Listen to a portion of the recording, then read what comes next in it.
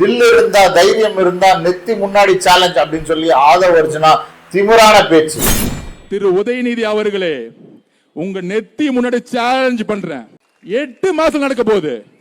தைரியம் இருந்தா, தில் இருந்தா, 75 வருஷம் திமுகவா இருந்தா இதே சென்னையில டெபாசிட் வாங்குறீங்களா இல்லையான்னு பாருங்க. எங்களுடைய தேர்தல் வேலையை நேத்தே ஆரம்பிச்சிட்டோம். நாளுக்கு நாள் பெண்களுடைய பாதுகாப்பு கேள்விக்குறியாக இருக்கக்கூடிய இந்த காலகட்டத்தில் பொதுமக்களிடையே பெரிய ஒரு வெறுப்பை சம்பாதித்து இருக்கக்கூடிய இந்த தாவேகாவுடைய நிர்வாகம் இதையெல்லாம் இந்த அரசு கண்டும் காணாம வேடிக்கை பார்த்துட்டு இருக்கக்கூடிய இந்த ஒரு தருணம். இந்த கூட்டத்தில் பேசும்போது முதல்வர் விஜய் என்ன சொல்றாருன்னா, இன்னைக்கு போதை பொருள் தெரு தெருவா விக்குது.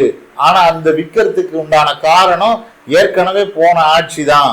அந்த போன ஆட்சியில இவர்கள் எல்லாம் இந்த மாதிரி செஞ்சதுனால தான் இன்னைக்கு இவர்கள் மூலியமாக போதை கலாச்சாரம் தலைக்கு ஏறி போயிருக்கு. இதுக்கெல்லாம் நாங்க காரணம் கிடையாது. இது போன ஆட்சியில இவர்கள்லாம் இப்படி செஞ்சு வச்சதுனாலதான் இந்த மாதிரியான ஒரு சூழ்நிலை ஏற்பட்டிருக்கு அப்படின்னு சொல்லி அழகா இவர் என்ன பண்றாரு, பழைய தூக்கி டிஎம்கே மேல போட்டார். இப்போ சிஎம் விஜய் கிட்ட ஃபுல் பவர் இருக்கு. அவர் தான் என்ன நினைக்கிறாரோ அதை செய்யறதுக்கு இன்னைக்கு முடியும். பாத்தீங்கன்னா ஐஏஎஸ் ஆபீசரை மாத்துறாரு, ஐபிஎஸ் ஆபீசரை மாத்துறாரு. அதே போல அரசு அதிகாரிகளை இங்கேருந்து அங்க டிரான்ஸ்பர் பண்றாரு, அங்கேருந்து எந்த இடத்துல டிரான்ஸ்பர் பண்ணணுமோ அந்த மாதிரி டிரான்ஸ்பர் பண்றாரு. யார் யாரு மேல எல்லாம் எஃப்ஐஆர் போடணுமோ அந்த எஃப்ஐஆர் எல்லாம் போடுறாரு. யார் யாரை உள்ள இருந்து வெளியில எடுக்கணுமோ அந்த வேலையெல்லாம் செய்யறாரு. அப்போ இவ்வளவு பவர் கண்ட்ரோலை வச்சுட்டு இருக்கக்கூடியவர்கள் அதை விட்டுட்டு இவங்க என்ன சூப்பரா பிளான் பண்றாங்கன்னா, இந்த உள்ளாட்சி தேர்தலில் இருக்கக்கூடிய தமிழ்நாட்டில் இருக்கக்கூடிய 25 மேயர்கள் இவங்க எல்லாம் எங்களோட கண்ட்ரோல்ல இல்ல.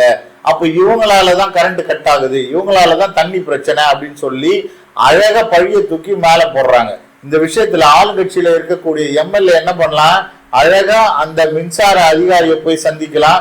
யார் இதுக்கெல்லாம் காரணம், பவர் அங்க உண்மையாவே இல்லையா, வேணும்னே கட் பண்றாங்களா, இல்ல டிஸ்ட்ரிபியூஷன் ப்ராப்ளமா, இது எல்லாம் இவருக்கு தெரியும். அது எல்லாம் போய் பாக்குறது இல்ல. சாதாரணமா வெறும் ரீல்ஸ் ஆட்சி மாதிரி இருக்கக்கூடிய பொய்யும் புரட்டும் கலந்து மக்களுக்கு சோசியல் மீடியால பரப்புறது.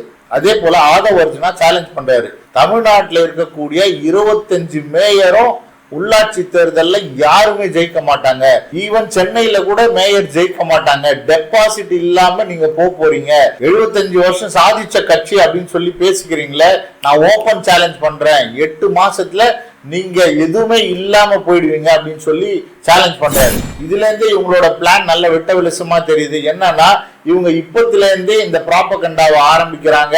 சோசியல் மீடியா, இன்ஸ்டாகிராம், பேஸ்புக் பேஜ்ல எல்லாம் இந்த மாதிரி பொய்யான தகவலை பரப்பி சோசியல் மீடியால இவர் 100% ஜெயிப்போம் அப்படின்னு சொல்லி வாதிடுறாரு. சார், முதல்ல மத்தவங்க மேல பழி போடுறதை விட்டுட்டு 1 மாசம் கிட்ட ஆகுது. இன்னைக்கு உங்களுடைய விர்ச்சுவல் வாரியர்ஸ, உங்களுடைய மினிஸ்டர்ஸை, இவங்களை எல்லாம் களத்துல வந்து நின்று 1 மாசமா என்ன ஸ்டெப் எடுத்தீங்க? மத்தவங்களை குறை சொல்றதும், ரீல்ஸ் போடுறதும், பொய்யான தகவலை பரப்புறதும் இதே வேலையாகத்தான் தாவேகாவுடைய விர்ச்சுவல் வாரியர்ஸ் இருக்காங்க. ஈவன் மினிஸ்டருங்க எல்லாம் கூட இந்த மாதிரியான ஒரு பொய் பிரச்சாரத்தை தான் பண்ணிட்டு இருக்காங்க.